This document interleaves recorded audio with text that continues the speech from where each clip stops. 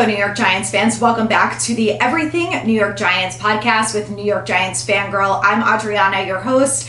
Today, we are recapping camp. Football is back, baby. I have been at camp for the last 3 days since its begin, and there are definitely some things that we need to discuss. So let's start out with this, is that they're running camp a little bit differently this year than they have in the past. And part of that is because of Aaron Wellman, who used to work for the Giants in the medical department. He's back. And after all the research and things like that, they decided to make some changes to camp, mostly at his idea. So basically what they're doing this year is they're doing 3 days on, 1 day off. So you'll notice the way that the schedule is that this week it was Wednesday to Friday, they have Saturday off, then they're back Sunday to Tuesday, off Wednesday, like that. So supposedly that's going to be better for the injuries and things like that. So that, I think, overall is great. I have seen some different type of exercises too, and some drills that I haven't seen before. So for example, on special teams, they have been doing, when they do the practice, the returns, all of the returners have a tennis ball in their hand, and just as they're about to catch the football, they throw up the tennis ball and grab the ball with one hand. So I have never seen them do that before, so I thought that was interesting. And then I've also seen them using some medicine balls, throwing them at the defensive players. So it's just been interesting to kind of watch some of the changes that they made that I thought has been, fun to watch as a fan, especially that kind of like behind the scenes look. So seeing things like that has been great. And it's just been really fun to be back at camp. It's been exciting to feel like we're this close to football season, and hopefully we have some things to be excited about. So I'll tell you some things that I have seen at camp, some good things and some bad things. So let's start with, I guess, mostly the good things. So Daniel Jones looks great. He is moving pretty well, and he seems like he is healthy, ready to go. He had some good days and some bad days. So he's had some beautiful passes. Malik Nabers has been really involved in all sorts of ways. I've seen quite a few end arounds. I've seen him in short routes and long routes running down the field. So we've seen a couple deep balls so far. So definitely an eclectic mix. I think this is just the beginning of what we're really going to see from Nabers, which makes it exciting. He had some good balls today to Wan'Dale, to Slayton, and to Jalen Hyatt. And then there were also a couple balls that were either too short or overthrown. So I feel like, he's still kind of getting back into football shape. It's day 3 of camp. I don't think there's any reason to panic. If you go on Twitter, I'm sure there's going to be a lot of fans who are panicking, but I just don't think there's any need. He's coming off an ACL injury. Obviously, he hasn't played football as recently as some of the other guys. So I think ultimately he's going to be fine. That is my hope for this year. If it works out with Daniel, we are in good shape. We're already paying him. So anyway, I hope that's how it works. So yeah, some good throws from him, some not so good throws from him. And we've seen the same from the other quarterbacks. Drew Lock struggled yesterday. He had a way better day today. DeVito looks pretty good. We've seen them all doing different types of plays. We've seen them doing RPOs, and we've seen a lot of the quarterbacks running, which has been fun to see. So overall, I feel optimistic. Again, it's day 3. I think that all of us, as we gather all of our information during this time, should take a lot of it with a grain of salt and remember that it's still very early on in the process. So, and like I said, they are doing some things a little bit differently this year at camp. Something else that I wanted to talk about is, and I just remembered it now, is that last year they did a lot of 7-on-7s during camp. And Daboll said that this year they're only doing 11-on-11s. They did 7-on-7s during OTAs, but they're scrapping that for training camp. And he said that one of the reasons that they're doing that is because he felt like for the quarterbacks, and he mentioned Jones specifically, is the 7-on-7s don't obviously give you a feel for the pressure. And that was something that they wanted to focus on this year, which I thought was an interesting takeaway. When we talk about Daboll and some of the concerns that a lot of us as fans have and the things that we want to see him improve upon, when you just think about something as simple as scrapping the 7-on-7s after OTAs and only doing 11-on-11s, it's something that makes sense and sounds so easy, but not something that we have heard them really talk about up until now. So, I think that's one thing that they learned from the last season, is that the earlier that you can get Jones and the other quarterbacks to feel the pressure, the better they're going to be. And something else they've really been focused on this camp with all the quarterbacks as well is getting the ball out fast. It's something Daboll's talked about a lot. It's something you see in the drills. The focus is get rid of the ball quickly. So an example of that today was Burns beat Thomas on the outside and, you know, would have sacked Jones if it was not practice. So Jones ended up getting rid of the ball too quickly, and because of that, you know, the ball was underthrown or overthrown to Wandale. I forget which one, but either way, you know, so those are the scenarios that they're really focusing on playing out, that when that starts to happen, yes, you got rid of the ball, you got to get rid of the ball quickly, but you got to make sure you make that throw. So, you know, those are the things that as camp continues to go on, you know, as they continue to practice with the pressure, Jones has to start making those throws. So I think that that's something that, you know, we're going to see. And, you know, if we don't start to see that, especially towards preseason, you know, then I guess we can maybe panic a little bit. But until then, let's be a little bit excited. So let's talk about the offensive line now, because I think the quarterbacks, you know, there's not all that much to say, but a lot of the practice and the things that they're working on, that is the main focus. Get rid of the ball quickly. Obviously, after everything that happened last year, makes a lot of sense. So the offensive line, a little bit of a panic on Wednesday, the first day of camp, because Jermaine Illuminor went down, and it took him a minute. Like, he was kneeling and it took him a little while to get back up, so everyone obviously was freaking the fuck out, but thank God he is okay. He spoke to the media yesterday and he was back fully at practice today in at right tackle, so he's good to go. He basically said, you know, he took Dexter's elbow to the ribs. Dexter is a big guy, you know, and he's making jokes with the media that, like, Dexter's a big guy and it hurt, like it hurt me real bad, and it took me a minute to get up. So he took a shot to the ribs, got the wind knocked out of him, but he is fine. Again, was back at practice today. So that is good news, because we were all panicking for a second there. So Evan Neal, continuing on with the line. I saw him at practice day one doing some things on the side with Aaron Robinson and oh my God, what's his name? Theo Johnson on the side. Those are guys who, you know, are on the pup list, whatever. So they were doing their stuff on the side. The last 2 days, I have not seen a lot of Neal. Today, I didn't see him at all, and maybe I completely missed him. If anyone else was there and they saw him, let me know. But I think that he might have just been rehabbing the whole practice, because I didn't spot him at all. Where yesterday, he was rehabbing inside and then made his way outside and was doing some stuff on the side. So we caught some glimpses of him. I don't know what was going on today. I didn't see any of it. And when Joe Schoen was asked about him, when him and Daboll spoke to the media before Wednesday's practice, he said, you know, Neal is rehabbing, he's doing everything that he could to get back on the field, and it shouldn't be long now. And he said the same thing about Theo Johnson. I think Theo Johnson is closer than Evan Neal from what I'm seeing. Theo Johnson has been outside at practice from beginning to end, working on the side, doing individual drills, stuff like that. He's not been involved with the team drills, but it seems to me like he is doing a hell of a lot more than Evan Neal is. So I thought that was very interesting. And Shane was asked specifically, did he have a setback? And he kind of like weaseled away around the answer. He didn't say yes and he didn't say no. He just said that he's focused on rehabbing and getting him back to it. And he also was asked, you know, if he's going to play guard when he comes back now that they have Illuminor at right tackle, and he just said, you know, our only focus right now is getting Neal healthy, and when he's healthy then we'll deal with it. Very interesting. So with that being said, this is the offensive line right now from left to right. Obviously, Andrew Thomas at left tackle. At left guard, they have Aaron Stinney, a veteran that they picked up this offseason. Then John Michael Schmitz at center, who's in his second year with the Giants. And then John Runyon Jr., who played with the Packers. We picked him up this offseason. He could play left or right guard, but they have him at right guard right now. And then Jermaine Illuminor at right tackle. So from what I saw today, it was the same five guys for the majority of the snaps, which is what I want to see, because they did do a bit of a rotation. I saw Morrissey come in at center and his first snap was high, and Jones managed to make it work and completed the pass to, I think, Robinson and made the play work, or maybe Slayton. But, you know, I was just like, okay, I know they have to rotate a little bit, but like, I don't like it. Let's just be consistent, okay? Stick with the same guys. So it's going to be interesting to see what happens. Obviously, these guys need reps, but I just thought it was interesting that they threw him in with the ones, you know, where he was mostly working with the twos and the threes prior to that. But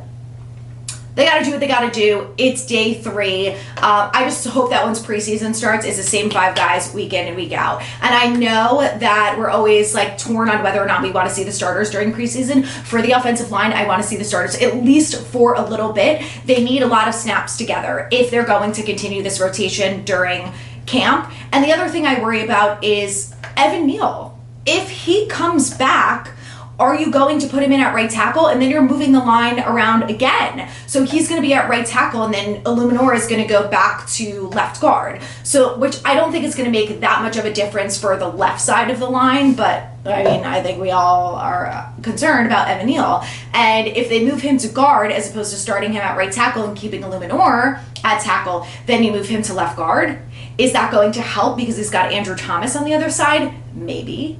Does anyone feel that confident about that? Probably not. So I don't know. It's going to be very interesting, but the biggest thing that I want to see with this offensive line is continuity and consistency. I want to see the same guys get snaps day in and day out together. So we will see if that is the case on Sunday and next week, how that continues on. And look, if Evan Neal is not ready at all throughout camp and is not ready to go until preseason or God forbid week 1, like I do not want to see his ass out there at right tackle in week 1. Absolutely fucking not. No. So we will see. It'll be interesting. Let's continue on with the offense because there's been a ton of rotation at all of the different skill positions, which has been fun to watch because, you know, the first day or two, I didn't see a ton of Eric Gray, and then I saw him a bit more today with Tyrone Tracy. They were splitting the snaps behind Devin Singletary. There is no question that Devin Singletary is the first back. Daboll always talks about him, you know, they call him Motor, and he was with him in Buffalo. He knows the system. He's a consistent back. You know, they all speak very highly of him, and he is getting all the first team reps, or most of the first team reps, and then you're seeing the other guys mixed in between. So we did see a bit of Dante Miller, who goes by Turbo. He is the undrafted free agent from South Carolina. Go Cox. And he is the one who ran a 4.27 40. So needless to say, he is fast. And we got to see that today. He actually had 2 touchdowns. The first one was a catch and run in from DeVito. And then the second one was a long ball catch from Drew Lock in the end zone. So I think Turbo Miller is absolutely going to have a chance to compete out there. So this running back position, I mean, it's one of the positions that I feel most confident about because I do feel like for the first time in a while, we have some good depth there and we have speed. So I'm excited about them and I'm curious to see how that develops as time goes on. The wide receivers, there has been some rotation there, but not really a ton, not compared to the tight end and the running back position where, you know, we're seeing a bunch of different guys mixed in. Like the wide receivers is Nabers literally every snap, as you should. And then we're also seeing quite a bit of, hi Marcy, she's joining me. We are also seeing a bit of Slayton, of course, Wan'Dale Robinson, and Jalen Hyatt to be expected. You know, we've seen a little bit of Isaiah McKenzie, Bryce Ford-Wheaton, Miles Boykin we've seen a bit of. He actually dropped a pretty good pass today. But a lot of those guys have been mostly with the 2s and the 3s. But I know there's a lot of question mark and talk about Bryce Ford-Wheaton. So he's been kind of hit or miss. I've seen some good catches from him. I've seen some drops from him. So I think it kind of just depends on the day. But he's a guy I would say to keep a close eye on. Him and Isaiah McKenzie and Allen Robinson also had a great touchdown catch yesterday. So I think the wide receiver position is still one that outside of those top 4 guys is definitely one to watch. Next up, let's talk about the tight end, and we'll end the offense here. I've seen a lot of Chris Manhertz in with the 1s. He's mostly been used as blocking, and then Bellinger has been used more of the receiver. We've also seen a bit of Jack Stoll in that rotation as well. I would say that between him and Manhertz is focused more on blocking, where we've seen Stoll do a little bit of the catching and the blocking. Bellinger has looked great out there. He's been used a bit in the 2s and 3s as well, but I expect him to be the starting tight end as soon as the season begins. Kaiser has also been used quite a bit with all 3 groups. I've seen him a lot with the 1s. He definitely seems like he's bulked up a little bit, and he has looked good for the most part. He's had some great catches, and he's been pretty involved with the offense. So I'm still really torn on who is going to end up making the 53, but I do feel like at this point it's probably between Manhertz and Kaiser because Manhertz is a better blocker, and if their plan is to use someone like Bellinger in the receiving game, who I think is probably a better receiver than Kaiser, then that to me would make more sense. But time will tell. We'll see. Let's talk about the defense. I mean, Dexter is Dexter. Kayvon and Burns have been really fun to watch. You know, Burns got around the edge today. He beat Andrew Thomas and would have had the sack on Jones, forced him to get the ball out quickly. Kayvon also would have had a strip sack today. And the way that Kayvon and Burns, like a lot of the players when they're talk about the sharpening iron versus iron and going against really good players every single day. John Runyon Jr. spoke to the media today and said, he mentioned Dexter Lawrence. Someone asked him what it was like going against him in practice every day. And he's like, I thought going against him once a year was enough. And now I'm going against him every day in practice and it's challenging, but quote unquote, iron sharpens iron. You hear it with the Nabers and the Banks conversation, the way those two have been going at it. And it's just been, those are the competitions that have been really fun to watch, and you just feel like it's making these players better, and these are the improvements that we want to see out of them. So, and Burns and Kayvon, the way that I saw them on the side, working each other, working with the moves, like the way that they seem very in tune. So I just feel very optimistic about those two, and I'm really excited. Micah McFadden has looked pretty good. He's been mostly in with the ones. No one's worried about Bobby Okereke. Same thing with those two. They have been great. And the corners and safeties. So Jalen Mills has been a little bit on the side. Shane mentioned that he was dealing with some sort of injury, but nothing serious. So I think we'll see more of him as practice goes on. We've seen a bit of Javarius Owens, not really a ton. Dane Belton and Jason Pinnock have been the two that have stuck out for me because Tyler Nubin was cramping yesterday, so he was off to the side. So I saw more of Belton and Pinnock, and then today Belton had an interception. So, Belton is one of those guys that has always been around the ball. Like, the term that everyone talks about when they talk about him is him being a ball hawk, and he's had quite a few interceptions with the Giants already. So I expect him to make this 53. I am very curious to see if he's going to beat out Tyler Nubin for the starter. I kind of feel like just because he has the experience, he will, but it's going to be interesting to see how Nubin develops throughout camp, and once we see more of him, it'll be interesting to watch. From a corner perspective, obviously Tay Banks is Tay Banks. He had a pass deflection on Nabers today, and again, watching those two go at it has just been so fun and exciting. So if you're going to camp, keep your eyes peeled on those two. Nick McLeod has looked great. I've seen Darnay Holmes in the mix a little bit. Yesterday I saw Darnay getting a little bit handsy in the red zone, which if you have been here for a while, you know how I feel about that.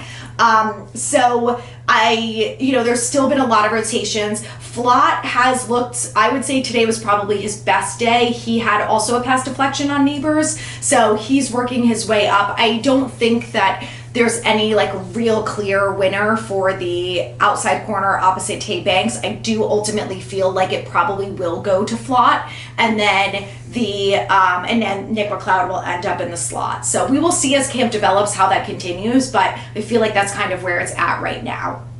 Overall, I feel like the defense is in a pretty good spot. I do expect them to bring in a veteran corner. Stephon Gilmore is still on the market.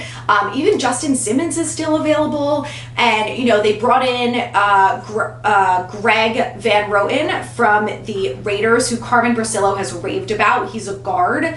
So I'm curious to see whether or not they sign him. And I think if they sign him, that to me could be a little bit telling as to whether or not they think Neal is going to come back anytime soon. And listen, the more offensive linemen we have, the better. So I would like to see them sign him regardless, because if someone goes down, I want a veteran there. I don't really feel that confident about having Azudu step in as our left or right guard if anyone goes down. They could put Schlottman in there. I haven't seen a ton of him. He really hasn't been that involved with the ones. So maybe, although what I did see is that the second and third string offensive linemen were not horrible, but then again, they're not going against Burns, Thibodeau, and Dexter, so, hard to kind of tell.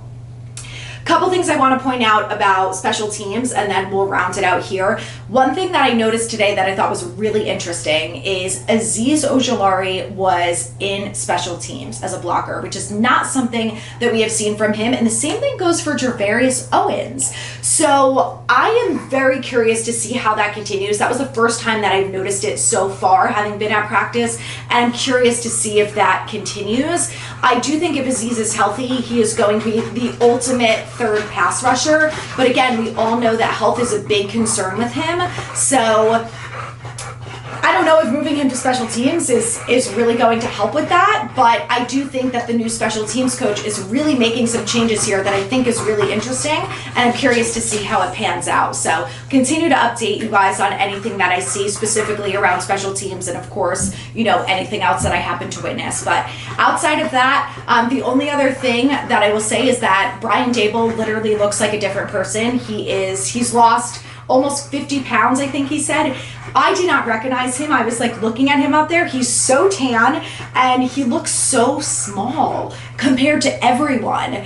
It's so wild, but he seems very calm, collected. He's moving his whistle around out there, but he seems very on top of everything. He is calling the plays, which I think ultimately he's going to do this season. He did say that they haven't made a final decision on that just yet, but that he is going to call the plays through camp and possibly preseason. So I think it's safe to say that he will be calling the plays this season, and we will see how that benefits things. He was calling plays for the second half of the Cardinals game when Daniel Jones had his best second half ever. So I think that he's taking it all in his hands and he's saying, this is my offense and I'm going to run it and call it the way that I want to. And if it doesn't work, then it's all on me. So, and Jones in the offensive line probably. But I think that at this point, it probably should be how it goes, and we'll continue to see. So I will be back at camp on Monday and Thursday of next week. So I will have another recap episode for you.